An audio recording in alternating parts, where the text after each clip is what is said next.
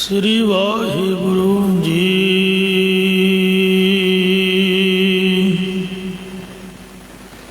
शिव की पुरी बसै बुध सार, तह तुम मिल के करो विचार। शिव की पुरी बसै बुध सार।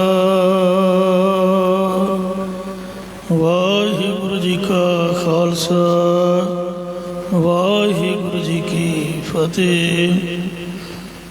कोट ब्रह्मंडां दे मालक, जुग जुगी अटल शब्दा अवतार, दसां पातशाहियां दी आत्मक जोत। धन धन सतगुरु श्री गुरु ग्रंथ साहिब सच्चे पातशाह जी महाराज जी दी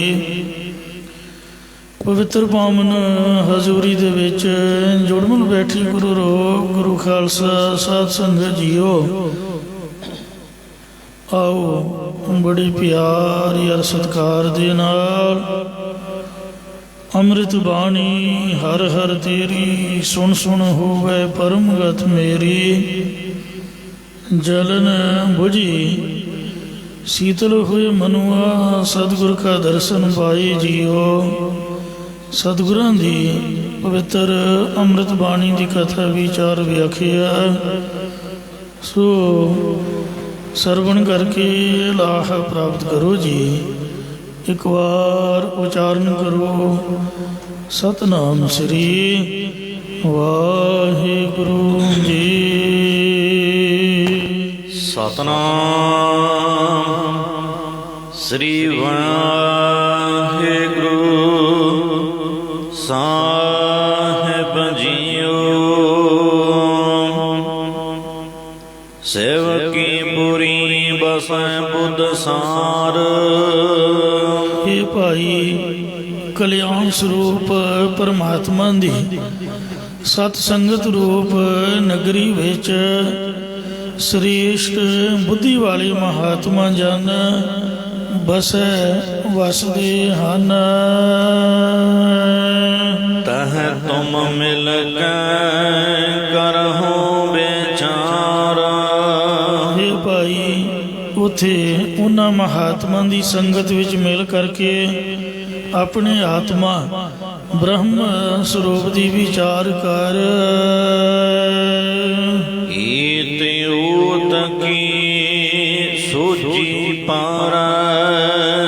कबीर जी सतसंगत विच की लाभ होवेगा तां कबीर साहब जी फरमाउंदे ने, हे भाई सतसंगत विच लोक परलोक दी ज्ञात पै जांदी है, अंतरजामता आ जांदी है।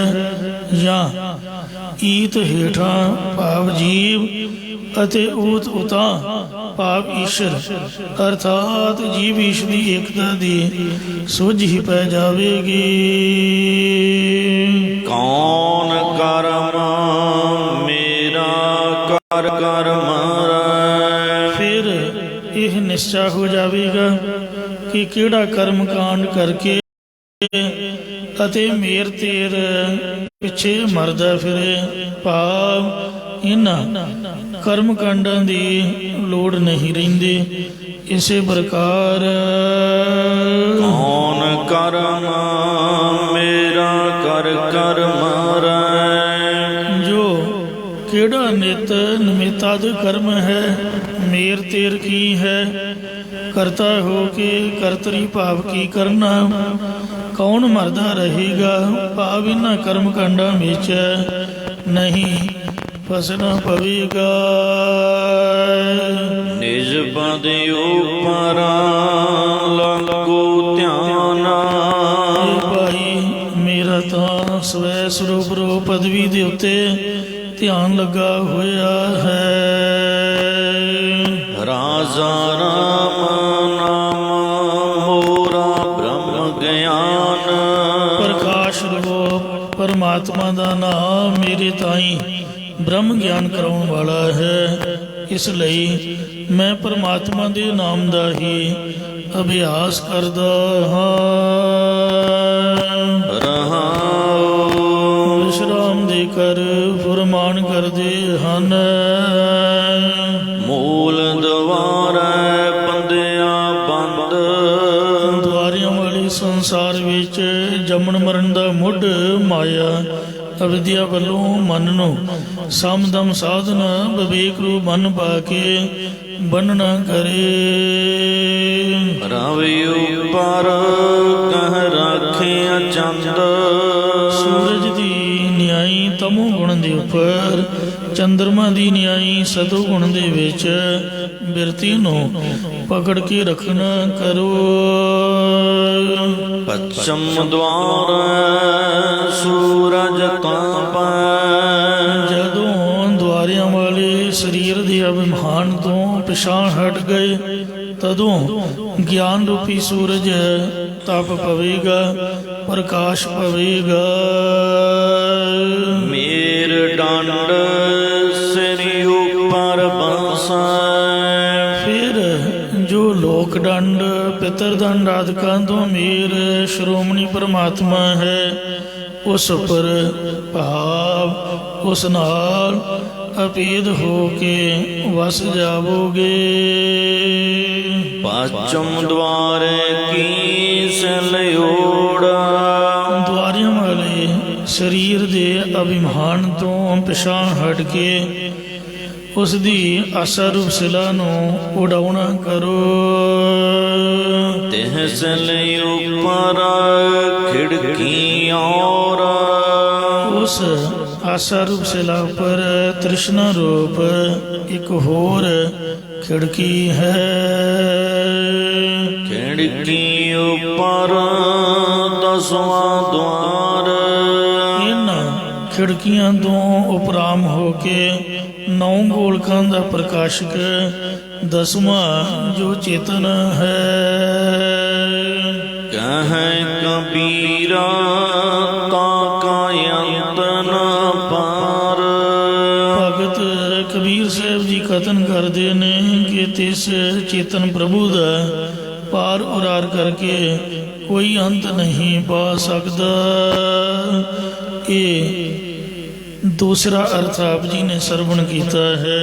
ਪਹਿਲਾ ਅਰਥ ਕੱਲ ਸਰਵਣ ਕੀਤਾ ਸੀ ਯੋਗਾ ਅਭਿਆਸ ਵਾਲਾ, ਦੂਜਾ ਇਹ ਹੁਣ ਅੱਜ ਸੰਪੂਰਨ ਹੋਇਆ। ਲਓ ਤੀਸਰਾ ਇੱਕ ਹੋਰ ਅਰਥ ਸਰਵਣ ਕਰੋ।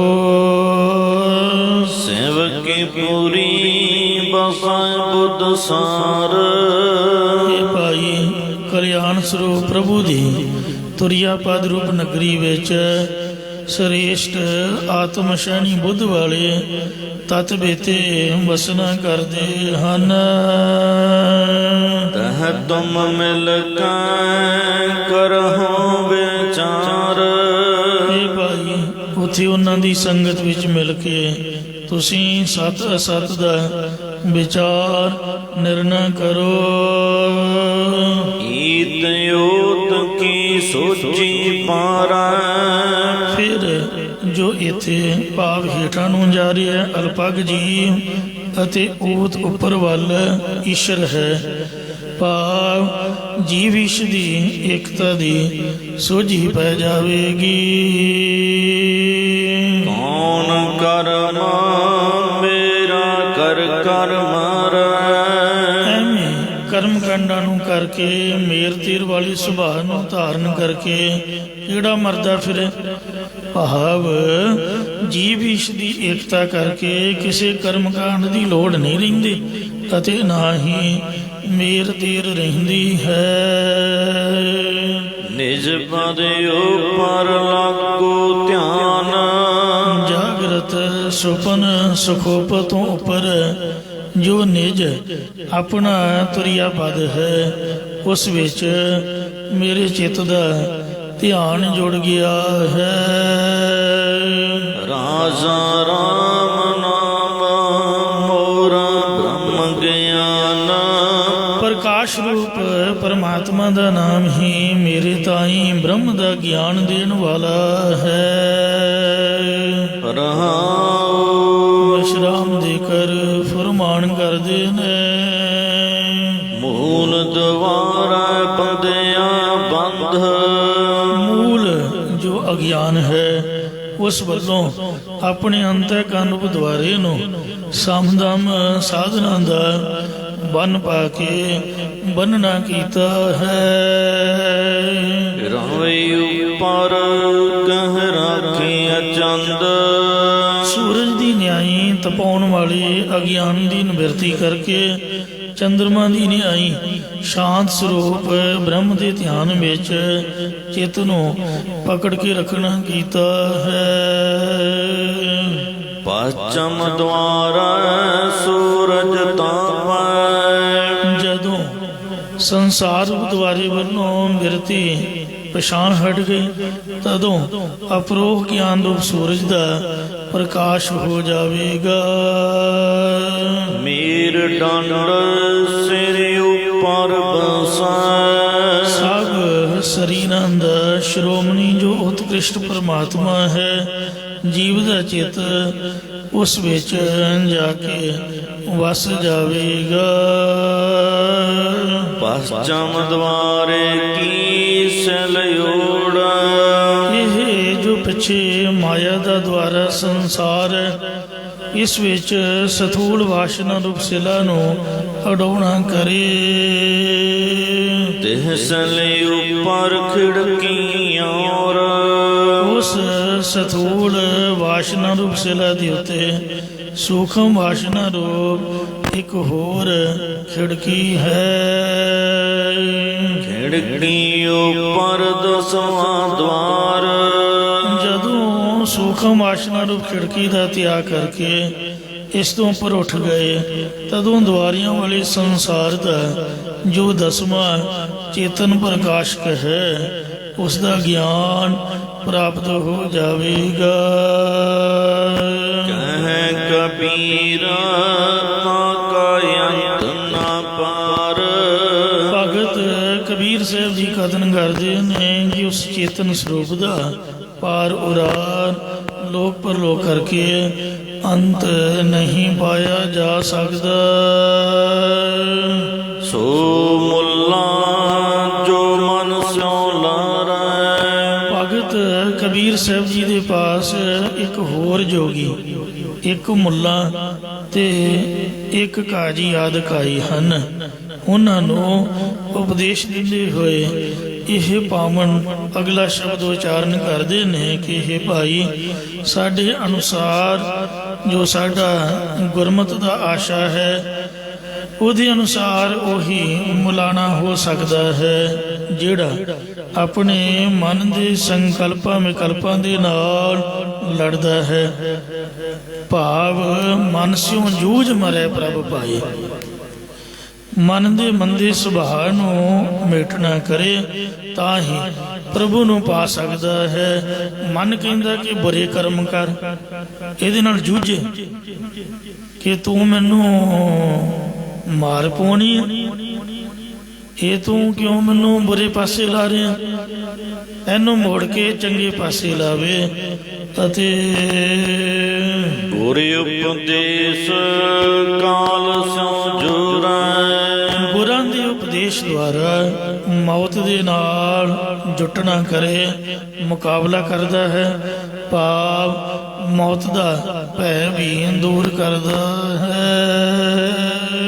ਕਾਲ ਪੁਰਖ ਕਾ ਮਰਦਾ ਮਾਨ, ਜੋ ਯਮਰਾਜ ਦਾ ਹੰਕਾਰ ਮਲ ਦਿੰਦਾ ਹੈ।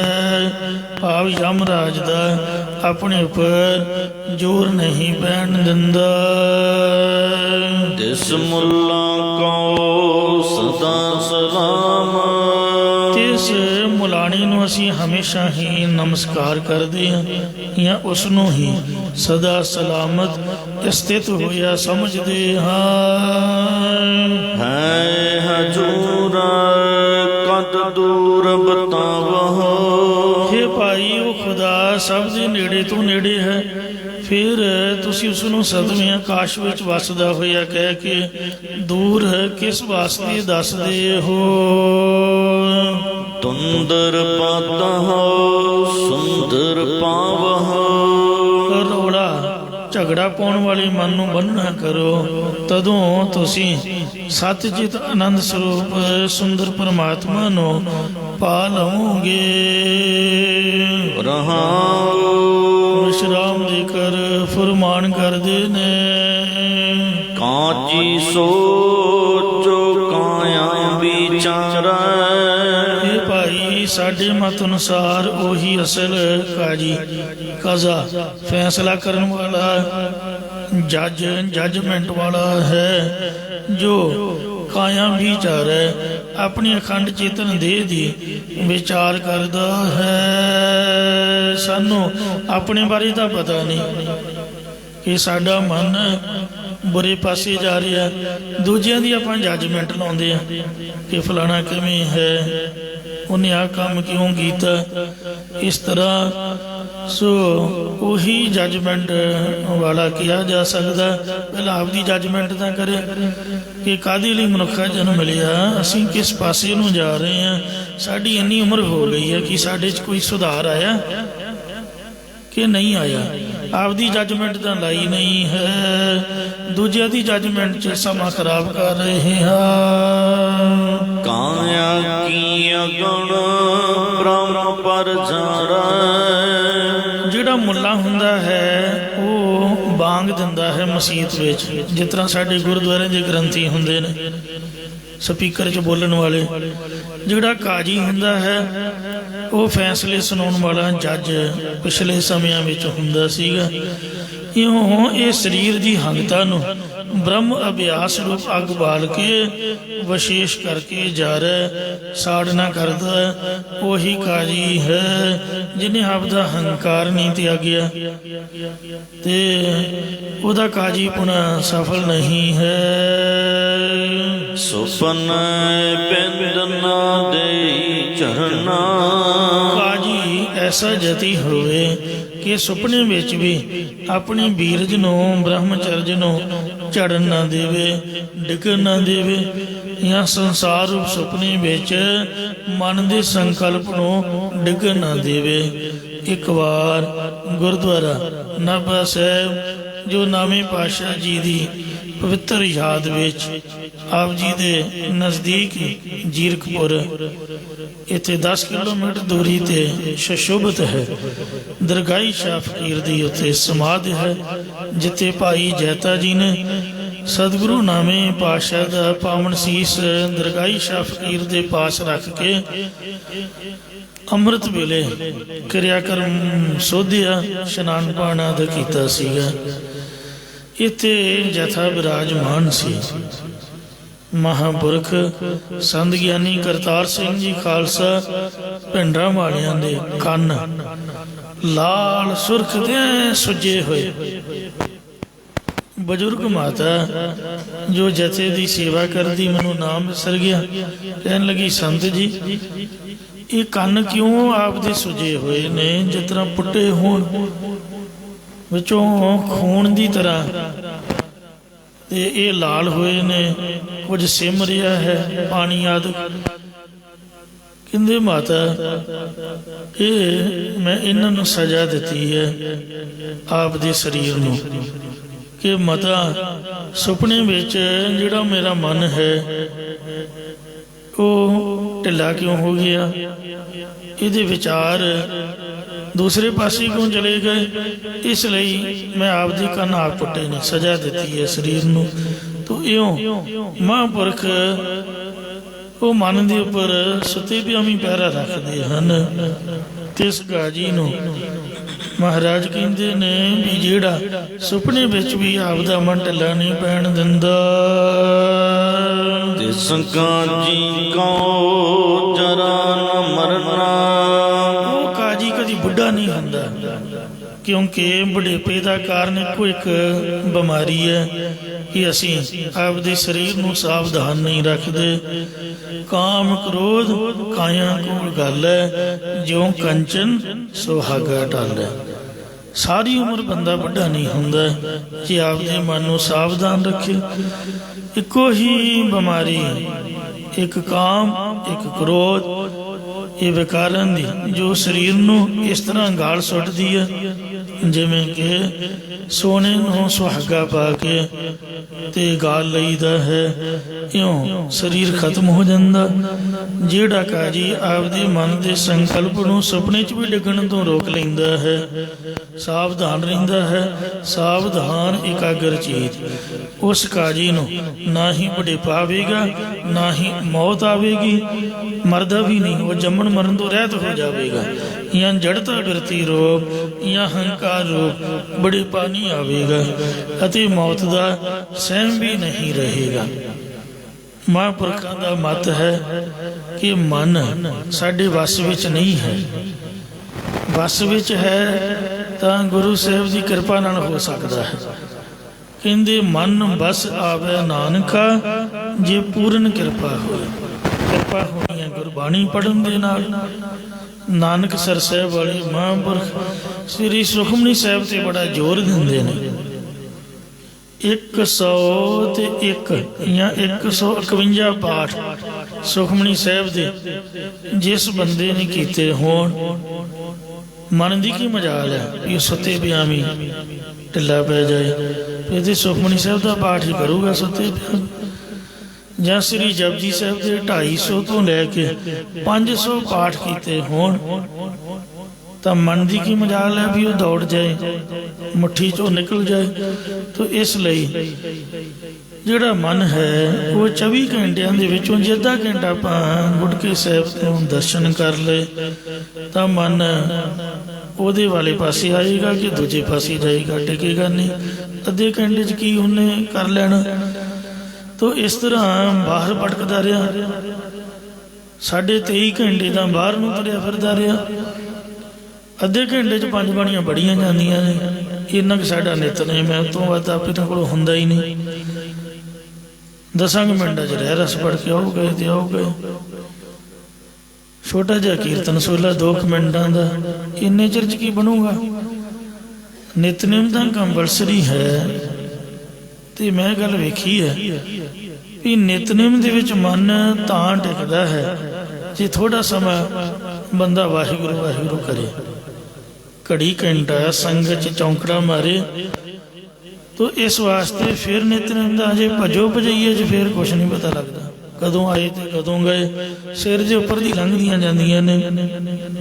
ਇਸ ਲਈ ਮਹਾਰਾਜ ਕਹਿੰਦੇ ਨੇ ਕਿ ਜਿਹੜਾ ਸੁਪਨੇ ਵਿੱਚ ਵੀ ਆਪਦੇ ਮਨ ਨੂੰ ਸਾਵਧਾਨ ਰੱਖਦਾ, ਨਾ ਤਾਂ ਬੁੱਢਾ ਹੁੰਦਾ ਹੈ ਤੇ ਨਾ ਹੀ ਉਹ ਮਰਦਾ ਹੈ। ਜੰਮਣ ਮਰਨ ਤੋਂ ਰਹਿਤ ਹੋ ਕੇ ਜਾਂ ਜੜਤਾ ਬਿਰਤੀ ਰੋਗ ਜਾਂ ਹੰਕਾਰ ਬੁਢੇਪਾ ਨਹੀਂ ਆਵੇਗਾ, ਮੌਤ ਦਾ ਸਹਿਮ ਵੀ ਉਹਦੇ ਉੱਪਰ ਨਹੀਂ ਰਹੇਗਾ, ਡਰ ਖਤਮ ਹੋ ਜਾਏਗਾ, ਜੋ ਵਿਕਾਰਾਂ ਵੱਲੋਂ ਬਚ ਜਾਵੇਗਾ।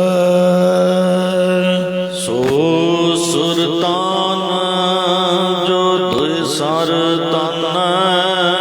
ਇਹ ਭਾਈ ਉਹੀ ਚੱਕਰਵਰਤੀ ਬਾਦਸ਼ਾਹ ਹੈ ਜਿਹੜਾ ਦੋਵੇਂ ਤੀਰ ਤਾਣ ਕੇ ਰੱਖਦਾ ਹੈ। ਬਾਹਰ ਜਾਤਾ ਭੀਤਰ ਅੰਨ। ਇੱਕ ਤਾਂ ਇਹ ਹੈ ਕਿ ਜਿਹੜੇ ਪ੍ਰਜਾ ਦੇ ਲੋਕ ਨੇ ਬਾਹਰ ਜਾਣਾ ਕਰਦੇ ਨੇ, ਉਹਨਾਂ ਨੂੰ ਆਪਣੀ ਹਕੂਮਤ ਵਿੱਚ ਲਿਆਉਣਾ ਕਰੇ। ਤੇ ਦੂਸਰਾ ਇਹ ਹੈ ਕਿ ਜਿਹੜੇ ਚੋਰ ਆਦਿਕ ਪ੍ਰਜਾ ਦੇ ਵਿੱਚ ਆਏ ਹੋਏ ਨੇ, ਕਿੰਨਾ ਡਿਵੈਲਪ ਹੈ ਚੰਡੀਗੜ੍ਹ ਤੇ ਮੁਹਾਲੀ, ਇਹ ਵੀ ਸੁੱਤੇ ਪਿਆ। ਕੱਲ ਪਰਸੋਂ ਦੀ ਖਬਰ ਹੈ, ਘਰ ਦੇ ਅੱਗੇ ਇੱਕ ਜੀਪ ਖਿਲਾਰੀ ਹੋਈ, ਟਾਇਰ ਲਾ ਕੇ ਕੋਈ ਗਾਂਹ ਗਿਆ, ਆ ਪੁਲਿਸ ਵਾਲੇ ਸੁੱਤੇ ਪਏ ਨੇ। ਇਹ ਕਾਹਦੀ ਬਾਦਸ਼ਾਹੀ ਹੈ, ਕਾਹਦੀ ਸਿਕਿਉਰਿਟੀ ਹੈ। ਦੁਨੀਆ ਦੇ ਤਾਂ ਘਰਾਂ ਦੇ ਅੰਦਰ ਵੜ ਕੇ ਚੋਰ ਚੋਰੀ ਕਰਕੇ ਵੇਖਦੇ ਹੀ ਸਭ ਕੁਛ ਲੈ ਜਾਂਦੇ ਨੇ। ਇਹ ਰਾਜੇ ਦਾ ਫਰਜ਼ ਬਣਦਾ ਹੈ, ਇਹ ਨਹੀਂ ਵੀ ਉਹਨਾਂ ਨਾਲ ਮਿਲ ਕੇ ਵੀ ਅੱਧਾ ਤੇਰਾ ਤੇ ਅੱਧਾ ਮੇਰਾ। ਇਉਂ ਚੋਰ ਆਦਿਕ ਪ੍ਰਜਾ ਦੇ ਵਿੱਚ ਜਿਹੜੇ ਤੁਰੇ ਫਿਰਦੇ ਨੇ, ਉਹਨਾਂ ਨੂੰ ਬਾਹਰ ਕੱਢੇ, ਸ਼ਰੇਆਮ ਉਹਨਾਂ ਨੂੰ ਸਜ਼ਾ ਦੇਵੇ ਤਾਂ ਕਿ ਅੱਗੇ ਤੋਂ ਕੋਈ ਹੀਆ ਨਾ ਕਰ ਸਕੇ। ਅਸਲ 'ਚ ਤਾਂ ਬਾਦਸ਼ਾਹ ਉਹੀ ਹੈ। ਜਾਂ ਜੇਲ੍ਹ ਖਾਨੇ 'ਚ ਪਾਏ, ਇੱਕ ਦੋਖੀ ਪੁਰਖਾਂ ਨੂੰ ਦੰਡ ਦੇਣਾ, ਦੂਜਾ ਪ੍ਰਜਾ ਨੂੰ ਸੁੱਖ ਦੇਣਾ, ਇਹ 2 ਤੀਰ ਮਾਰੇ ਨੇ। ਜਾਣਨਾ ਕਰੇ ਉਹੀ ਚੱਕਰਵਰਤੀ ਜਿਹੜਾ ਸੂਰਮ ਵਾਲਾ ਗਤੀ ਵਾਲਾ ਬਾਦਸ਼ਾਹ ਆਖਿਆ ਜਾ ਸਕਦਾ ਹੈ। ਗਗਨ ਮੰਡਲ ਮਹਿ ਲਸ਼ਕਰ ਕਾਰੈ। ਆਕਾਸ਼ ਮੰਡਲ ਪਾ ਮੈਦਾਨੇ ਜੰਗ ਦੇ ਵਿੱਚ ਫੌਜਾਂ ਨੂੰ ਤਿਆਰ ਬਰ ਤਿਆਰ ਰੱਖਣਾ ਕਰੇ। ਸੋ ਸੁਰਤਾਨ ਛਤਰ ਸਿਰ ਤਾਰੈ। ਉਹੀ ਚੱਕਰਵਰਤੀ ਬਾਦਸ਼ਾਹ ਹੈ, ਸਾਰੀ ਦੁਨੀਆ ਦਾ ਬਾਦਸ਼ਾਹ ਬਣ ਕੇ ਸਿਰ ਉੱਪਰ ਛਤਰ ਧਰਦਾ, ਛਤਰ ਚਲਾਉਂਦਾ ਹੈ। ਇਸੇ ਪ੍ਰਕਾਰ ਹੁਣ ਜੋਗੀ ਦੇ ਲੱਖਣ ਕਰਦੇ ਨੇ। ਸੋ ਸੁਰਤਾਨ ਜੋ ਦੋਇ ਸਰ ਤਾਨੈ। ਉਹੀ ਜੋਗੀ ਰੂਪ ਬਾਦਸ਼ਾਹ ਹੈ ਜੋ ਦੋ ਜਿਹੜਾ ਤੇ ਪਿੰਗਲਾ ਰੂਪ ਸੁਰਾਂ ਨੂੰ ਸੁਖਮਨਾਂ ਦੇ ਵਿੱਚ ਤਾਣਦਾ ਟਿਕਾਉਣਾ ਕਰਦਾ ਹੈ। ਬਾਹਰ ਜਾਤਾ ਭੀਤਰ ਆਨੈ। ਜਿਹੜਾ ਸਵਾਸ ਬਾਹਰ ਜਾਂਦਾ ਹੈ ਉਸ ਨੂੰ ਅੰਦਰ ਹੀ ਟਿਕਾ ਕੇ ਰੱਖਣਾ ਕਰਦਾ ਹੈ। ਗਗਨ ਮੰਡਲ ਮਹਿ ਲਸ਼ਕਰ ਕਾਰੈ। ਦਸਮ ਦੁਆਰ ਵਿੱਚ ਪੁਰਾਣਾ ਰੂਪ ਫੌਜ ਨੂੰ ਸਥਿਤ ਕਰਕੇ ਰੱਖਣਾ ਕਰੇ। ਸੋ ਸੁਰਤਾਨ ਛਤਰ ਸਿਰ ਤਾਰੈ। ਉਹ ਜੋਗੀ ਰੂਪ ਬਾਦਸ਼ਾਹ ਦਸਮ ਦੁਆਰ ਵਿੱਚ ਜੋਗਾਨੰਦ ਰੂਪ ਛਤਰ ਆਪਣੇ ਸਿਰ ਉੱਪਰ ਧਾਰਨ ਕਰਦਾ ਹੈ। ਇੱਕ ਆ ਕਬੀਰ ਸਾਹਿਬ ਜੀ ਦੀ ਬਾਣੀ ਤੇ ਇੱਕ ਸਤਿਗੁਰੂ ਨਾਨਕ ਦੇਵ ਜੀ ਦੀ ਬਾਣੀ। ਮੈਂ ਇਹਨਾਂ 'ਚ ਕੋਈ ਅੰਤਰ ਨਹੀਂ ਸਮਝਦਾ ਕਿਉਂਕਿ ਮੇਰੇ ਦਿਮਾਗ 'ਚ ਨਹੀਂ ਬਹਿੰਦੀ। ਬੜੇ ਬੜੇ ਗੋਹਜ ਅਰਥ ਹਨ। ਸਤਿਗੁਰੂ ਨਾਨਕ ਦੇਵ ਜੀ ਦੀ ਬਾਣੀ ਵੀ ਬੜੀ ਅਲੰਕ੍ਰਿਤ ਹੈ। गुरु नानक की बात में बात बात में बात, ज्यों केले के पात में पात पात में पात। कबीर साहब की बाणी दे भी कई कई अर्थ हैं।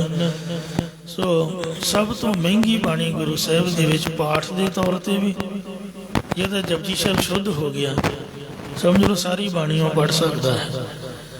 जपजी साहब भी शुद्ध होना बड़ा कठिन है तो जिन्होंने अर्थां की समझ पै गई वो तो बेड़े पार ही हो गए। सचखंड वसै निरंकार, सचखंड तक की अवस्था जपजी साहब दे विच दर्ज है। कर्मखंड धर्मखंड तो सचखंड सब कुछ जपजी साहब दे विच महाराज ने अलोप किया होया है। ब्रह्म ज्ञान की प्राप्ति कराने वाला ते आ कबीर साहब जी की बाणी भी बड़ी लॉजिकल है। हुण तीसरा अर्थ सरवण करो। सो सुरतान जो दोए सर तानੈ। इन्हां दो पंक्तियां दे विच ही पहलां तां बादशाह दे लक्षण कीते ने, फिर हुणे तुहानूं जोगी दे लक्षण दिखाए ने ते हुण ब्रह्म ज्ञानी के लक्षण करते ने। ये भाई वही ब्रह्म बेता रूप पातशाह है जो दो तीर, एक ज्ञान का ते एक वैराग का, या एक परोख ते एक अपरोख ज्ञान रूपी तीर तान के रखदा है। बाहर जाता भीतर आना। ਅਤੇ ਬਾਹਰ ਸੰਸਾਰ ਵੱਲ ਜਾਂਦੇ ਹੋਏ ਮਨ ਨੂੰ ਅੰਤਰਮੁਖ ਤੁਰਿਆ ਪਦ ਵਿੱਚ ਲਿਆ ਕੇ ਅਸਥਿਤ ਕਰਦਾ ਹੈ। ਗਗਨ ਮੰਡਲ ਮਹਿਲਾ ਸ਼ਕਰ ਕਾਰੈ। ਹਿਰਦੇ ਰੂਪ ਆਕਾਸ਼ ਮੰਡਲ ਵਿੱਚ ਦੇਵੀ ਸੰਪਦਾ ਰੂਪ ਫੌਜ ਨੂੰ ਇਕੱਤਰ ਕਰਕੇ ਰੱਖਣਾ ਕਰਦਾ ਹੈ। ਸੋ ਸੁਰਤਾਨ ਛਤਰ ਸਿਰ ਤਾਰੈ। ब्रह्म ज्ञानी रूपी पातशाह ब्रह्मानंद जस रूप छत्र अपने सिर पर धरदा है। जोगी गोरख गोरख कारा। जोगी लोग गोरख गोरख करते हैं। हिंदू राम नाम उचरै। हिंदू लोग राम का नाम उचारते रहंदे हन। राम राम राम राम सीता राम हरे कृष्ण राधे कृष्ण हरे हरे जो नारायण नारायण। सो इस तरह ओम नम शिवाय इत्यादि उन्हां दे नाम हैं जो जपते ने। कोई सीता राम, कोई राधे कृष्ण ते कोई नारायण ते कोई शिव जी का, इस तरह वो नाम जपते हैं। मुसलमान का एक खुदाए। जो भी गोरख गोरख ਕਰਦਾ ਤੇ ਮੁਸਲਮਾਨਾਂ ਦਾ ਇੱਕ ਖੁਦਾ ਹੀ ਮੰਨਿਆ ਹੋਇਆ ਕਿ ਇੱਕ ਮਸੀਤ ਦੇ ਵਿੱਚ ਹੀ ਹੈ, ਹੋਰ ਨਹੀਂ ਕਿਤੇ ਵੀ।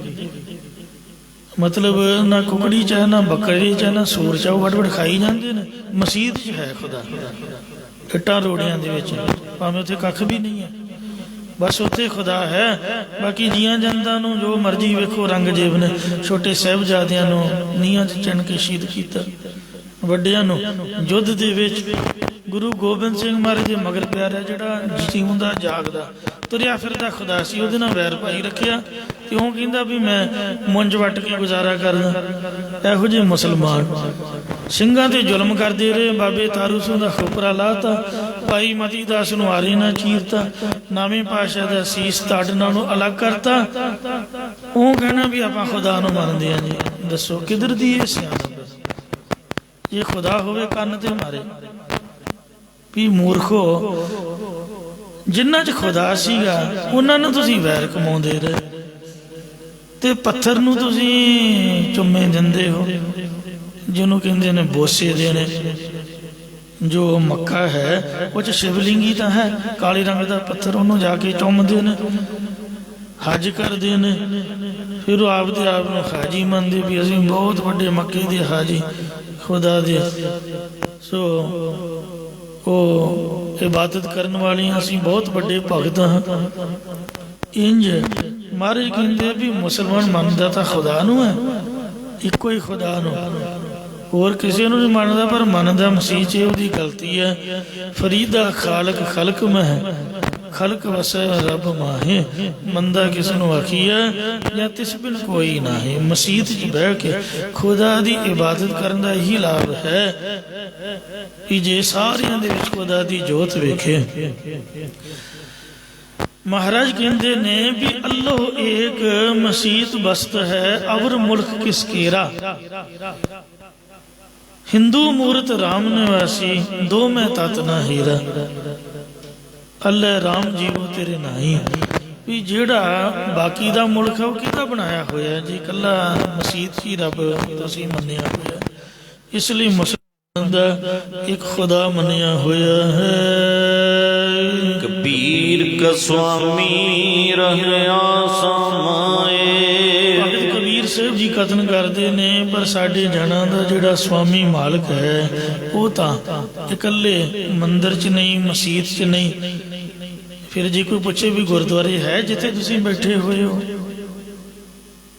जे कोई तुहानूं सवाल करे तुसीं मंदिर भी रिजैक्ट करता, मसीत भी करती, तुसीं दसो भी किन्ने क चंगे हो।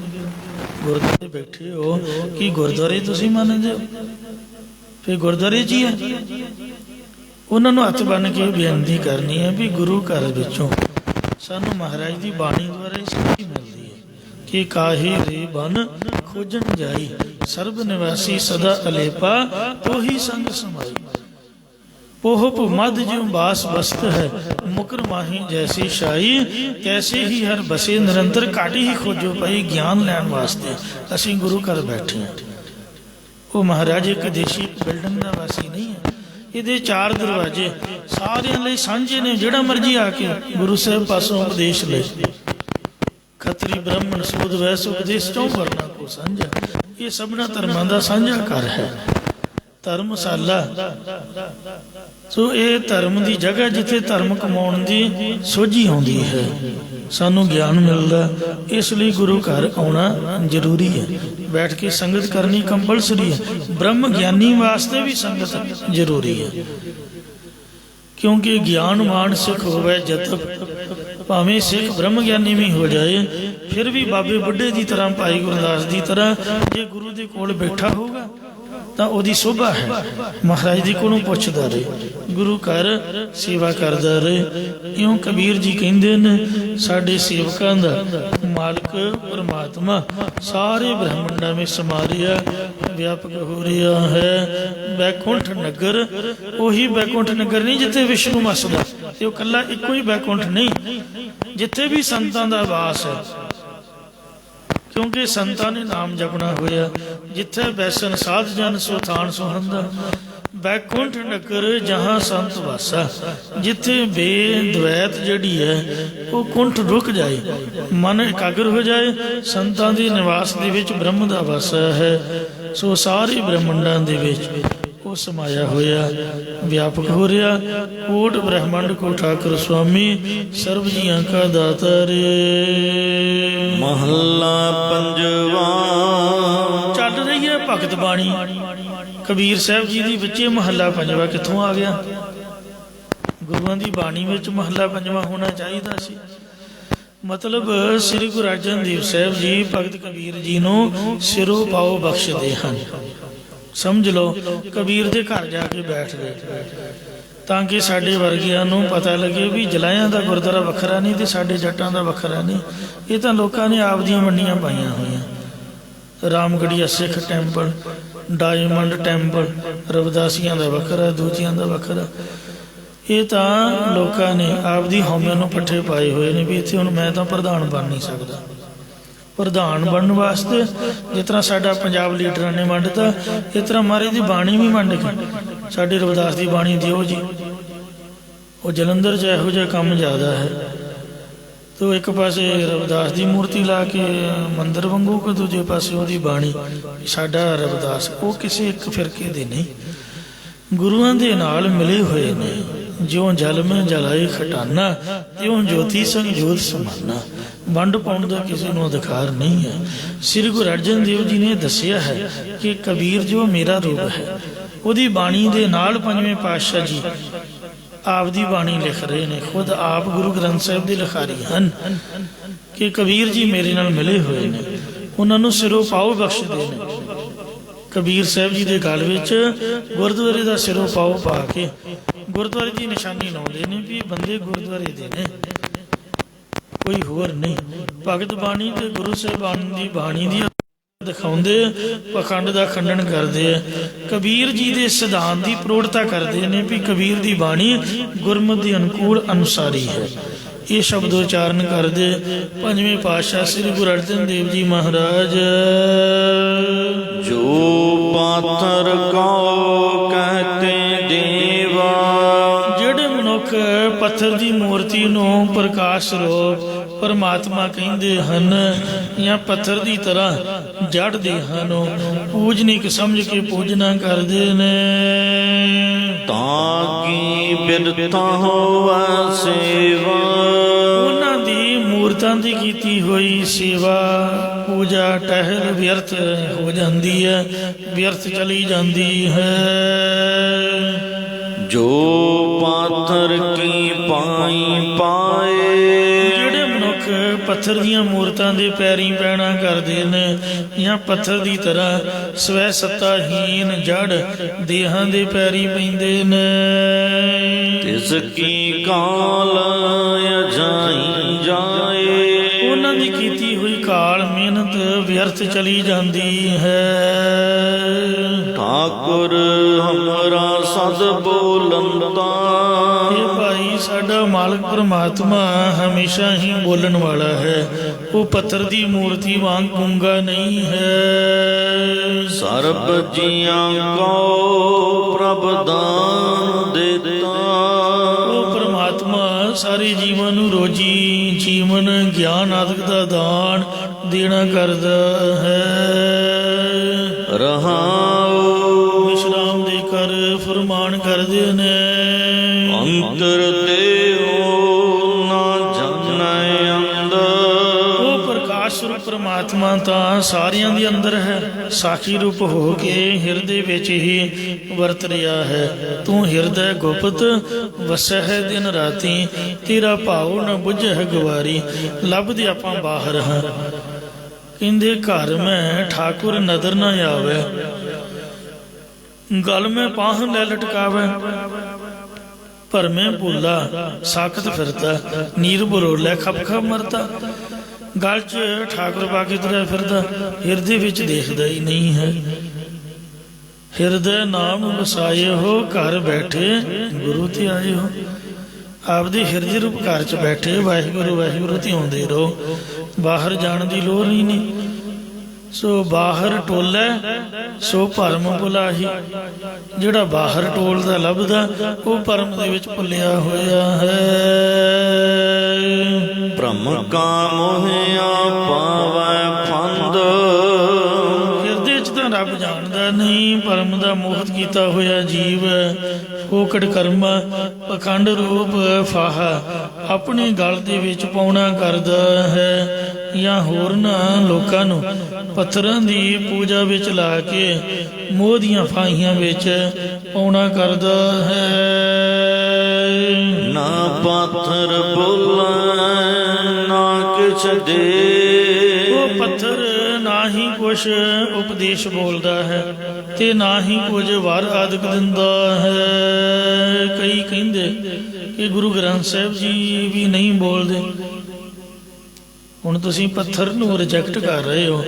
ਜੇ ਕੋਈ ਤੁਹਾਨੂੰ ਕਹੇ ਵੀ ਗੁਰੂ ਗ੍ਰੰਥ ਸਾਹਿਬ ਬੋਲਦੇ ਨੇ, ਹਾਂ ਭਾਈ, ਮਹਾਰਾਜ ਦੀ ਬਾਣੀ ਜਿਹੜੀ ਹੈ ਉਹ ਬੋਲ ਕੇ ਉਪਦੇਸ਼ ਦਿੰਦੀ। ਤੁਸੀਂ ਅਰਦਾਸ ਕਰੋ, ਹੁਕਮਨਾਮਾ ਲਓ, ਤੇ ਜਿੰਨਾ ਵੀ ਗਿਆਨ ਹੈ ਉਹ ਲਿਖਤੀ ਰੂਪ ਦੇ ਵਿੱਚ ਹੀ ਹੈ।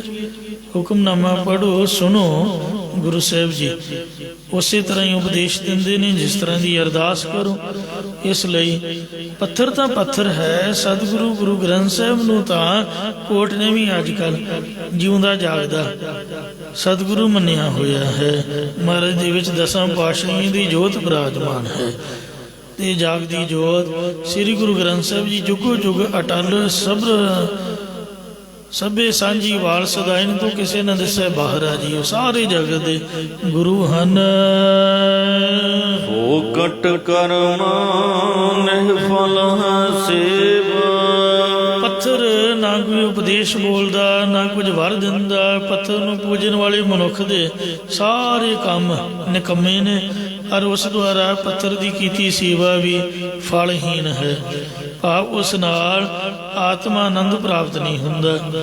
33 ਸਮਈਆਂ 'ਚ ਕਲਗੀਧਰ ਜੀ ਦਾ ਬਚਨ ਹੈ, ਜੋ ਜੁਗ ਤੇ ਕਰ ਹੈ ਤਪਸਾ, ਕਛ ਤੋਹੇ ਪ੍ਰਸੰਨ ਨ ਪਾਹਨ ਕਹਿ ਹੈ।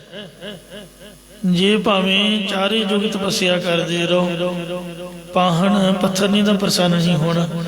ਹਾਥ ਉਠਾਏ ਭਲੀ ਬਿਦ ਸੋਨ ਜੜ, ਤੋਹੇ ਕਛੂ ਬਰਦਾਨ ਨਾ ਦੇ।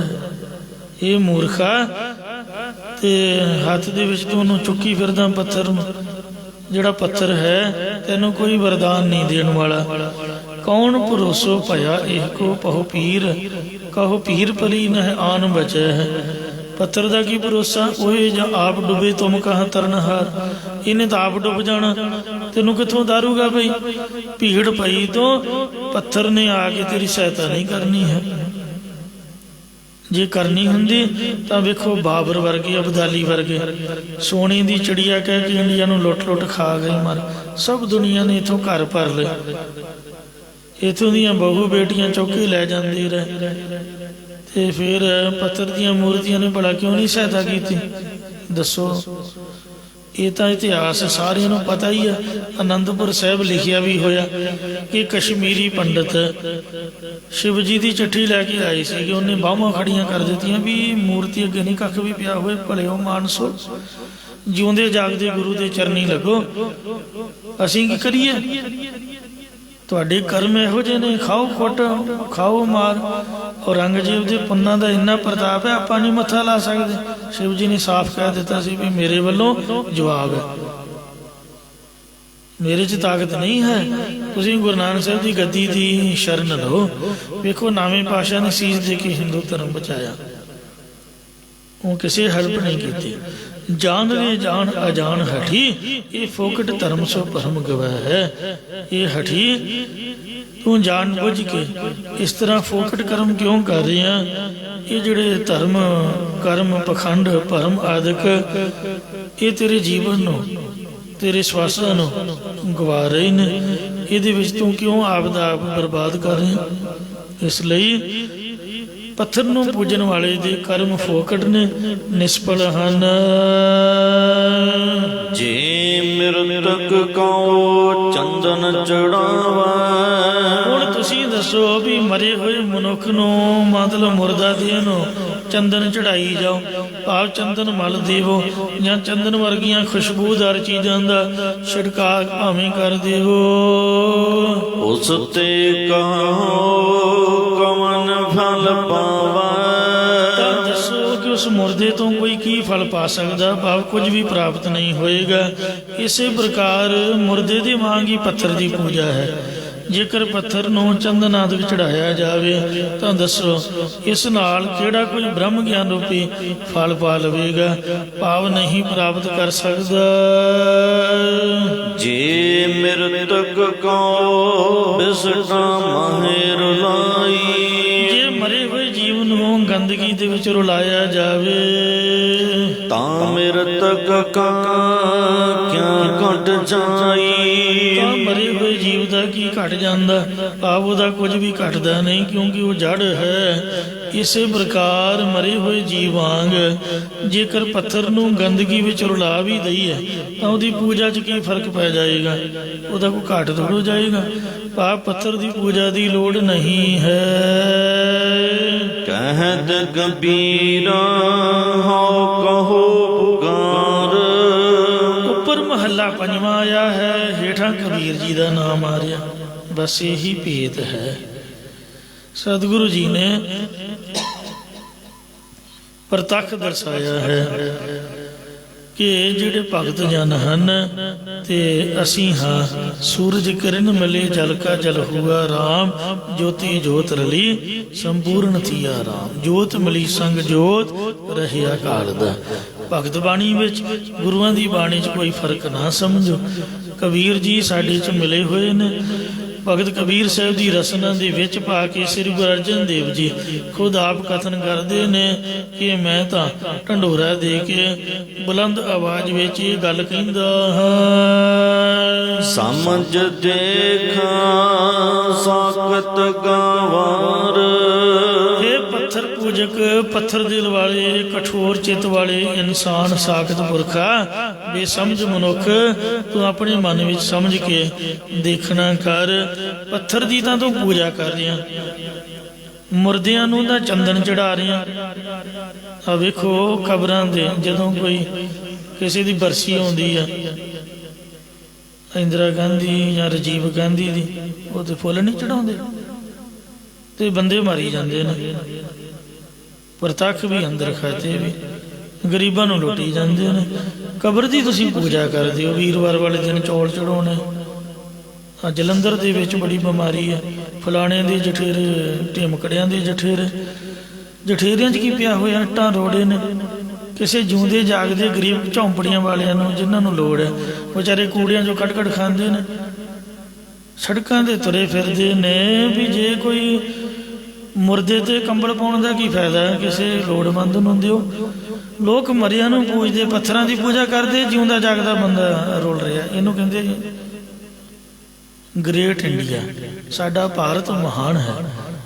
ਆਪਦੇ ਦੇਸ਼ ਦੀ ਨਿੰਦਿਆ ਤਾਂ ਨਹੀਂ ਕਰਨੀ ਚਾਹੀਦੀ, ਪਰ ਇਹਦੇ 'ਚ ਰਹਿਣ ਵਾਲੇ ਬੰਦਿਆਂ ਦਾ ਸੁਭਾਅ ਮੈਂ ਆਪ ਨੂੰ ਬੇਨਤੀ ਕਰ ਰਿਹਾ। ਵਿੱਚ ਅਸੀਂ ਵੀ ਹਾਂ, ਵਿੱਚ ਆਪਾਂ ਵੀ ਹਾਂ। ਤੋ ਇਸ ਵਾਸਤੇ ਮਹਾਰਾਜ ਕਹਿੰਦੇ ਵੀ ਹੈ ਕਠੋਰ ਚਿੱਤ ਇਨਸਾਨ, ਜਿਉਂਦੇ ਬੰਦੇ ਦੀ ਰਿਸਪੈਕਟ ਕਰੋ, ਜਿਉਂਦੇ ਬੰਦੇ ਦੀ ਹੈਲਪ ਕਰੋ। ਮਰਿਆ ਤਾਂ ਮਾਰੀ ਗਿਆ, ਉਹਦੀ ਬਾਬਤ ਤੁਸੀਂ ਕੀ ਸੋਚਾਂ ਦੇ ਵਿੱਚ ਪਏ ਹੋਏ ਹੋ। ਪੱਥਰ ਦੀ ਭਲਾ ਕੀ ਪੂਜਾ ਕਰਨੀ ਹੈ। ਕਿਸੇ ਜਿਉਂਦੇ ਜਾਗਦੇ ਨੂੰ ਛਕਾਓ ਤੇ ਰੱਬ ਨੂੰ ਖੁਸ਼ ਕਰੋ। ਇਉਂ ਆਪਦੇ ਮਨ ਵਿੱਚ ਸਮਝ ਕੇ ਚੱਲੋ, ਜਿਹਦੇ ਨਾਲ ਕਿ ਜ਼ਿੰਦਗੀ ਤੇ ਪੈਸਾ ਬਰਬਾਦ ਨਾ ਹੋਵੇ। ਦੂਜੇ ਪਾਏ ਬਹੁਤ ਕਰ ਗਾਲੇ। ਭਾਈ ਦਵੈਤ ਭਾਵ ਨੇ ਪਰਮੇਸ਼ਰ ਤੋਂ ਭੁਲਾ ਕੇ ਬੇਅੰਤ ਸਰੀਰਾਂ ਨੂੰ ਭਕਾਰ ਗਾਲ ਸੁੱਟੇ ਨੇ, ਗਾਲ ਦਿੱਤੇ ਨੇ। ਰਾਮ ਭਗਤ ਹੈ ਸਦਾ ਸੁਖਾਲੇ। ਪਰ ਪ੍ਰਮਾਤਮਾ ਦੇ ਭਗਤ ਹਮੇਸ਼ਾ ਹੀ ਸੁਖੀ ਵਸਦੇ ਹਨ। ਨਾਨਕ ਭਗਤਾਂ ਸਦਾ ਵਿਗਾਸ, ਸੁਣਿਆ ਦੁਖ ਪਾਪ ਕਾ ਨਾਸ। ਜਲ ਮਹਿ ਮੀਨ ਮਾਇਆ ਕੇ ਵਿਧੇ। ਇਸ ਪਾਵਨ ਸ਼ਬਦ ਵਿੱਚ ਭਗਤ ਕਬੀਰ ਸਾਹਿਬ ਜੀ ਮਾਇਆ ਦੀ ਪ੍ਰਬਲਤਾ ਦਿਖਾਉਂਦੇ ਉਪਦੇਸ਼ ਕਥਨ ਕਰਦੇ ਨੇ। ਇਹ ਭਾਈ ਪਾਣੀ ਦੇ ਵਿੱਚ ਰਹਿਣ ਵਾਲੇ ਮੱਛ ਆਦਿਕ ਜਲ ਜੰਤੂ ਮਾਇਆ ਦੇ ਹੀ ਬੰਨੇ ਹੋਏ ਭਾਵ ਮਾਇਆ ਰੂਪੀ ਕੁੰਡੀ ਦੇ ਵਿਧੇ ਹੋਏ ਹਨ। ਦੀਪਕ ਪਤੰਗ ਮਾਇਆ ਕੇ ਛੇਦੇ, ਦੀਵਿਆਂ ਪਰ ਸੜਨ ਵਾਲੇ ਪਤੰਗੇ ਪਰਵਾਨੇ ਭਮੱਕੜ ਵੀ ਮਾਇਆ ਦੇ ਕੱਟੇ ਬੰਨੇ ਹੋਏ ਨੇ। ਇਸੇ ਪ੍ਰਕਾਰ ਜਲ ਮਹਿ ਮੀਨ ਮਾਇਆ ਕੇ ਬਿਦੇ, ਗ੍ਰਸਤ ਰੂਪ ਜਲ ਵਿੱਚ ਰਹਿਣ ਵਾਲੇ ਮੱਛ ਰੂਪ ਜੀਵ ਵੀ ਮਾਇਆ ਦੇ ਮੋਹ ਵਿੱਚ ਬੰਨੇ ਹੋਏ ਹਨ। ਦੀਪਕ ਪਤੰਗ ਮਾਇਆ ਕੇ ਛੇਦੇ, ਦੀਵੇ ਦੀ ਤਰ੍ਹਾਂ ਦੁਨੀਆ ਦੇ ਰੂਪ ਵੇਖਣ ਵਾਲੇ ਜੀਵ ਰੂਪ ਪਤੰਗੇ ਵੀ ਮਾਇਆ ਦੇ ਨਾਸ਼ ਕੀਤੇ ਹੋਏ ਹਨ। ਕਾਮ ਮਾਇਆ ਕੁੰਚਰ ਕੋ ਵਿਆਪੈ, ਇਹ ਭਾਈ ਕਾਮ ਰੂਪ ਮਾਇਆ ਹਾਥੀ ਨੂੰ ਵਿਆਪ ਰਹੀ ਹੈ ਜਾਂ ਹਾਥੀ ਦੀ ਤਰ੍ਹਾਂ ਵੱਡੇ ਮਾਇਆ ਧਾਰੀ ਹੰਕਾਰੀ ਜੀਵਾਂ ਨੂੰ ਕਾਮਨਾਵਾਂ ਕਾਮ ਰੂਪ ਮਾਇਆ ਲੱਗ ਰਹੀ ਹੈ। ਭੁਯੰਗਮ ਭ੍ਰਿੰਗ ਮਾਇਆ ਮਹਿ ਖਾਪੇ, ਸੱਪ ਬੀਨ ਦੀ ਆਵਾਜ਼ ਰੋਕ ਅਤੇ ਭੌਰੀ ਸੁਗੰਧੀ ਰੂਪ ਮਾਇਆ ਵਿੱਚ ਖਬਰੇ ਨਾਸ਼ ਹੋ ਰਹੇ ਨੇ। ਜਾਂ ਸੱਪ ਦੀ ਤਰ੍ਹਾਂ ਜ਼ਹਿਰੀਲੇ ਸੁਭਾਅ ਵਾਲੇ ਜੀਵ ਵਿਸ਼ਵਾਦਕ ਦੀ ਨਿਰਤਕਾਰੀ ਰੂਪ ਬੀਨ ਦੀ ਆਵਾਜ਼ ਸੁਣ ਕੇ ਤੇ ਭੌਰੀਆਂ ਦੀ ਤਰ੍ਹਾਂ ਵਸ਼ਈ ਪੁਰਖ ਵਿਸ਼ਿਆਂ ਦੀ ਸੁਗੰਧੀ ਰੂਪ ਮਾਇਆ ਵਿੱਚ ਨਾਸ਼ ਹੋ ਰਹੇ ਹਨ। ਮਾਇਆ ਐਸੀ ਮੋਹਨੀ ਪਾਈ, ਭਾਈ ਇਹ ਮਾਇਆ ਅਜਿਹੀ ਮੋਹ ਲੈਣ ਵਾਲੀ ਹੈ। ਜਿਤੇ ਜੀਆਂ ਤਿਤੇ ਡਹਕਾਈ, ਜਿੰਨੇ ਵੀ ਜੀਵ ਨੇ ਭਾਵੇਂ ਸੱਪ ਨੇ ਠੂਏ ਨੇ ਹਾਥੀ ਹੈ ਮੱਛੀ ਹੈ ਭੌਰਾ ਸਾਰੇ ਵਿਸ਼ਿਆਂ ਦੇ ਵਿੱਚ ਲਾ ਕੇ ਡੋਲਣਾ ਭਾਵ ਭਟਕਣਾ ਦੇ ਵਿੱਚ ਪਾਏ ਹੋਏ ਨੇ। J&K ਵਿੱਚ ਜੰਮੂ ਕਸ਼ਮੀਰ ਦੇ ਵਿੱਚ ਇਹ ਨਿਯਮ ਹੈ ਵੀ ਕਿਸੇ ਦੀ ਗੱਡੀ ਦੇ ਵਿੱਚ ਡੈਕ ਲੱਗਿਆ ਫੜਿਆ ਜਾਏ ਤੇ ਉਹਦਾ ਚਲਾਨ ਹੈ।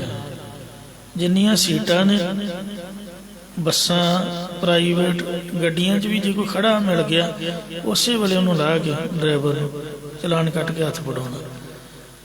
ਡੈਕ ਨਹੀਂ ਲੱਗਾ ਹੋਣਾ ਚਾਹੀਦਾ। ਕਾਰਨ ਕੀ ਹੈ ਵੀ ਡਰਾਈਵਰ ਸੁਣਨ 'ਚ ਮਸਤ ਹੋ ਜਾਂਦਾ ਵੀ ਪਿਛਲਾ ਹਾਰ ਨਹੀਂ ਸੁਣਦਾ ਜਾਂ ਧਿਆਨ ਨਹੀਂ ਰਹਿੰਦਾ। ਆਵਾਜ਼ 'ਚ ਬੰਦਾ ਸੱਪ ਦੀ ਤਰ੍ਹਾਂ ਮਿਲਦਾ ਹੈ। ਹੈੱਡਫੋਨ ਲੱਗੇ ਹੁੰਦੇ ਨੇ ਤੇ ਜਾਂ ਫੋਨ ਕੰਨ ਨੂੰ ਲਾਇਆ ਹੋਊਗਾ ਤੇ ਟੀ ਮਾਰਦੇ ਤੁਰੇ ਜਾਣਗੇ ਮਗਰ ਪਤਾ ਹੀ ਨਹੀਂ ਵੀ ਕੋਈ ਰਾਹ ਮੰਗ ਰਿਹਾ ਜਾਂ ਗਾਂ ਕਿਸੇ 'ਚ ਵੱਜਣਗੇ। ਤੇ ਇਸ ਲਈ ਇਹੋ ਜਿਹੀ ਮਸਤੀ ਹੋਈ ਇਹ ਵੀ ਇੱਕ ਬਿਮਾਰੀ ਹੈ ਮਾਇਆ ਹੋਈ ਹੈ। ਭਾਵ ਸੁਣਨ ਦੇ ਵਿਸ਼ੇ ਦੇ ਵਿੱਚ ਜੀਵ ਆਪਦਾ ਸਮਾਂ ਤੇ ਸਵਾਸ ਬਰਬਾਦ ਕਰ ਰਹੇ ਨੇ। ਸਭਨਾਂ ਨੂੰ ਜੀਆਂ ਜਨਤਾ ਮਨੁੱਖਾਂ ਸਭਨਾਂ ਨੂੰ ਲੱਗੀ ਹੋਈ ਹੈ। ਵਿਸ਼ਰਾਮ ਦੇ ਕਰ ਫਰਮਾਨ ਕਰਦੇ ਨੇ। ਗੁਰਦੁਆਰੇ 'ਚ ਵੀ ਵੇਖਿਆ ਕਈਆਂ ਨੂੰ ਸੇਵਾਦਾਰ ਟੋਕਦੇ ਵੀ ਨੇ। ਕੰਨਾਂ ਨੂੰ ਫੋਨ ਲਾਇਆ ਹੋਊਗਾ ਹਾਂ ਕੀ ਉਹ ਇੱਥੇ ਮੱਥਾ ਟੇਕਣ ਲੈਣ 'ਚ ਲੱਗੇ ਹੋਣਗੇ ਬੱਲਾਂ ਵੱਜਦੀਆਂ ਹੋਣਗੀਆਂ ਵੀ ਘੱਟੋ ਘੱਟ 5 ਮਿੰਟ ਤਾਂ ਸ਼ਾਂਤੀ ਰੱਖੋ ਬਈ ਦੂਜਿਆਂ ਨੂੰ ਵੀ ਟੇਕ ਕੇ ਬਹਿਣ ਦਿਓ। ਤੇ ਇਸ ਲਈ ਜੇ ਲੰਗਰ ਪਾਣੀ ਛਕਣ ਆਏ ਆ ਤੇ ਥੋੜਾ ਹੱਥ ਜੋੜੋ ਮਹਾਰਾਜ ਦਾ ਨਾਮ ਆਉਂਦਿਆਂ ਤਾਂ ਅੰਦਰ ਵੜਦਿਆਂ ਤਾਂ ਵਾਹਿਗੁਰੂ ਆਖੋ। ਉਹ ਵੀ ਕੰਨਾਂ ਨੂੰ ਫੋਨ ਲੱਗਾ ਹੁੰਦਾ। ਤੇ ਇਸ ਵਾਸਤੇ ਗੁਰੂ ਸਾਹਿਬ ਕਿਰਪਾ ਕਰਨ। ਪੰਖੀ ਮ੍ਰਿਗਾ ਮਾਇਆ ਮਹਿ ਰਤੇ, ਮਹਾਰਾਜ ਫਰਮਾਉਂਦੇ ਹੈ ਭਾਈ ਪੰਛੀ ਚੋਗੇ ਵਿੱਚ ਹਿਰਨ ਘੰਡੇ ਖੇੜੇ ਦੀ ਆਵਾਜ਼ ਰੋਕ ਮਾਇਆ ਵਿੱਚ ਰੰਗੇ ਹੋਏ ਨੇ। ਪੰਛੀਆਂ ਦੀ ਤਰ੍ਹਾਂ ਆਕਾਸ਼ ਵਿੱਚ ਉਡਾਰੀਆਂ ਲਾਉਣ ਵਾਲੇ ਆਕਾਸ਼ਚਾਰੀ ਪੁਰਖ ਤੇ ਹਰਨਾਂ ਦੀ ਤਰ੍ਹਾਂ ਬਾਣ ਪ੍ਰਸਤੀ ਵੀ ਮਾਇਆ ਦੇ ਮੋਹ 'ਚ ਰੰਗੇ ਰਹਿੰਦੇ ਨੇ। ਸਾਗਰ ਮੱਖੀ ਅਦਕ ਸੰਤਾਪੇ, ਸ਼ੱਕਰ ਸ਼ਹਿਦ ਆਦਿਕ ਮਿੱਠਾ ਪਦਾਰਥ ਰੂਪ ਹੋ ਕੇ ਮਾਇਆ ਮੱਖੀ ਨੂੰ ਬਹੁਤ ਦੁਖੀ ਕਰਦੀ ਹੈ। ਇਸੇ ਪ੍ਰਕਾਰ ਜੀਵ ਰੂਪ ਮੱਖੀ ਆਪਣੇ ਬਿੱਧ ਨਖੇਦ ਰੂਪ ਖੰਭਾਂ ਨਾਲ ਉੱਡ ਕੇ ਲਾਲਚ ਕਰਨ ਸ਼ੱਕਰ ਰੂਪ ਮਾਇਆ ਦੇ ਵਿੱਚ ਫਸ ਕੇ ਬਹੁਤ ਦੁੱਖ ਪ੍ਰਾਪਤ ਕਰਦੀ ਹੈ। ਤੁਰੇ ਉਸਟ ਮਾਇਆ ਮਹਿ ਪਿਲਾ, ਘੋੜੇ ਤੇ ਊਠ ਖਾਣ ਭੋਗਣ ਨੂੰ ਮਾਇਆ 'ਚ ਮਿਲੇ ਹੋਏ ਨੇ। ਘੋੜਿਆਂ ਦੀ ਤਰ੍ਹਾਂ ਜ਼ੋਰਾਵਰ ਲੋਕ, ਊਠਾਂ ਦੀ ਤਰ੍ਹਾਂ ਬੇਮੁਹਾਰੇ ਲੋਕ ਵੀ ਮਾਇਆ ਵਿੱਚ ਫਸੇ ਹੋਏ ਨੇ। ਸਿੱਧ 84 ਮਾਇਆ ਮਹਿ ਖੇਲਾ। 84 ਸਿੱਧ ਜਿਨ੍ਹਾਂ ਨੇ ਬੋਝੀਆਂ ਤਾਂ ਕੀ ਬਾਉਣੀਆਂ ਬਣਾਉਣੀਆਂ, ਉਹਨਾਂ ਨੇ ਕੱਪੜੇ ਨਹੀਂ ਪਾਏ ਹੋਏ, ਨਾਂਗੇ ਸਾਧੂ, ਉਹ ਵੀ ਮਾਇਆ 'ਚ ਖੇਡ ਰਹੇ, ਭਾਵ ਰਿੱਧੀਆਂ ਸਿੱਧੀਆਂ ਵਿਖਾ ਕੇ ਲੋਕਾਂ ਨੂੰ ਆਪਣੇ ਚੇਲੇ ਬਣਾਉਂਦੇ ਨੇ। 6 ਜਾਤੀ ਮਾਇਆ ਕੇ ਬੰਦਾ। ਦੱਤਾਤਰੇय, ਭੀਸ਼ਮ ਪਿਤਾਮਾ, ਹਨੂਮਾਨ, ਲਛਮਣ ਦੇ ਪੈਰੋਂ ਤੇ ਗੋਰਖ ਜਤੀ ਜਿਹੜੇ ਵੱਡੇ, ਇਹ ਵੀ ਮਾਇਆ ਦੇ ਦਾਸ ਹੋਏ ਨੇ। ਨਵੈ ਨਾਥ ਸੂਰਜ ਅਰ ਚੰਦਾ। ਨੌਨਾਥ, ਪ੍ਰਾਨਨਾਥ, ਗੋਪੀਨਾਥ, ਸੂਰਤਨਾਥ, ਗੋਰਖਨਾਥ, ਮਛੰਦਰਨਾਥ, ਮੰਗਲਨਾਥ, ਚਰਪਟਨਾਥ, ਚੰਬਾਨਾਥ, ਘੁੱਗੂਨਾਥ, ਇਹ ਵੀ ਮਾਇਆ ਵਿੱਚ ਸੁੱਤੇ ਪਏ ਹਨ। ਤਪੇ ਤਪੀ ਰਖੀ ਸਰ ਮਾਇਆ ਮਹਿ ਸੁਰਤਾ। ਆਪਣੇ ਆਪ ਨੂੰ ਤਪ ਕਰਨ ਵਾਲੇ ਤੇ ਰਖੀਸਰ ਰਿਖੀਆਂ ਦੇ ਈਸ਼ਰ ਕਹਾਉਣ ਵਾਲੇ, ਸ੍ਰਿੰਗੀ ਰਿਖੀ ਆਦਿ, ਇਹ ਸਾਰੇ ਮਾਇਆ ਵਿੱਚ ਸੁੱਤੇ ਪਏ ਨੇ। ਨਵੇਂ ਨਾਥ ਸੂਰਜ ਅਰ ਚੰਦਾ। ਨੌ ਨਾਥ ਸੂਰਜ ਤੇ ਚੰਦਰਮਾ ਵੀ ਮਾਇਆ ਦੇ ਅਧੀਨ ਨੇ। ਤਪੇ ਤੇ ਤਪੀਸ਼ਰ ਤੇ ਰਖੀਸ਼ਰ ਜੀ ਵੀ ਮਾਇਆ 'ਚ ਸੁੱਤੇ ਪਏ ਨੇ। ਮਾਇਆ ਮਹਿ ਕਾਲ ਅਰ ਪੰਜ ਦੂਤਾਂ। ਕਾਲ, ਯਮਰਾਜ ਤੇ 5 ਕਾਮ, ਕ੍ਰੋਧ, ਲੋਭ, ਮੋਹ, ਹੰਕਾਰ, ਵਿਕਾਰ ਵੀ ਮਾਇਆ ਵਿੱਚੋਂ ਹੀ ਬਣੇ ਨੇ। ਜਾਂ 5 ਦੂਤਾ, ਜ਼ਿਬਰਾਈਲ, ਮੀਕਾਈਲ, ਇਸਰਾਫੀਲ, ਅਜ਼ਰਾਈਲ, ਨੇਕਾਈਲ, ਇਹ ਜਿਹੜੇ ਮੌਤ ਦੇ ਫਰਿਸ਼ਤੇ ਜਾਂ ਕਿਰਾਮਾਨ ਕਾਤਿਬੀਨ ਆਦਿ ਫਰਿਸ਼ਤੇ ਵੀ ਮਾਇਆ ਵਿੱਚ ਫਸੇ ਹੋਏ ਨੇ। ਸਵਾਨ ਸਿਆਲ ਮਾਇਆ ਮਹਿ ਰਾਤਾ। ਕੁੱਤੇ, ਗਿੱਦੜ ਆਦਿ ਵੀ ਮਾਇਆ ਵਿੱਚ ਰੰਗੇ ਹੋਏ ਨੇ। ਬੰਦਰ ਚੀਤੇ ਅਰ ਸੰਘਾਤਾ। ਬਾਂਦਰ, ਚੀਤੇ, ਚਿਤਰੇ ਤੇ ਸੰਘਾਤਾ ਸ਼ੇਰ ਜਾਂ ਸ਼ੇਰ ਦਾ ਅੰਤ ਕਰਨ ਵਾਲਾ ਸਰਬਾ। ਸਰਬ ਸੰਸਕ੍ਰਿਤ ਕਵੀਆਂ ਦੇ ਲੇਖ ਅਨੁਸਾਰ ਬਰਫਾਨੀ ਪਹਾੜਾਂ ਵਿੱਚ ਰਹਿਣ ਵਾਲਾ 8 ਟੰਗੀ ਇੱਕ ਮਹਾਬਲੀ ਜੀਵ ਹੈ ਜੋ ਸ਼ੇਰ ਦਾ ਵੀ ਸ਼ਿਕਾਰ ਕਰਦਾ ਹੈ। ਇਹਦੇ ਨਾਮ ਅਸ਼ਟਪਦ ਸੰਹਾਰ ਤੇ ਮਹਾਸਕੰਦੀ ਵੀ ਨੇ। ਮੂਤਨਾ ਪੂਛ ਭਿਉਂ ਕੇ ਸ਼ੇਰ ਨੂੰ ਮਾਰ ਕੇ ਸੁੱਟ ਦਿੰਦਾ ਹੈ। ਇਉਂ ਇਹ ਵੀ ਮਾਇਆ 'ਚ ਫਸੇ ਹੋਏ ਨੇ। ਮਾਜ਼ਾਰ ਗਾਡਰ ਅਰ ਲੂਬਰਾ। ਬਿੱਲੇ, ਭੇਡਾਂ ਤੇ ਲੂੰਬੜ। ਬਿਰਖ ਮੂਲ ਮਾਇਆ ਮਹਿ ਪਾਰਾ। ਰੁੱਖ ਤੇ ਰੁੱਖਾਂ ਦੇ ਮੁੱਢ, ਕੰਦ ਮੂਲ ਆਦਿ ਸਾਰੇ ਮਾਇਆ 'ਚ ਕਹਿੰਦੇ ਪਏ ਫਸੇ ਹੋਏ ਨੇ। ਮਾਇਆ ਅੰਤਰ ਭੀਨੇ ਦੇਵ। ਜਾਣ ਸੰਗਿਆ ਵਾਲੇ 33 ਕਰੋੜ ਦੇਵਤੇ ਵੀ ਮਾਇਆ ਦੇ ਵਿੱਚ ਹੀ ਭਜੇ ਹੋਏ ਨੇ। ਸਾਗਰ ਇੰਦਰ ਅਰ ਧਰਤੇਵ। ਸਮੁੰਦਰ, ਲక్ష్ਮੀ ਤੇ ਧਰਤੀ ਆਦਿ ਵੀ ਮਾਇਆ 'ਚ ਹੀ ਫਸੇ ਨੇ।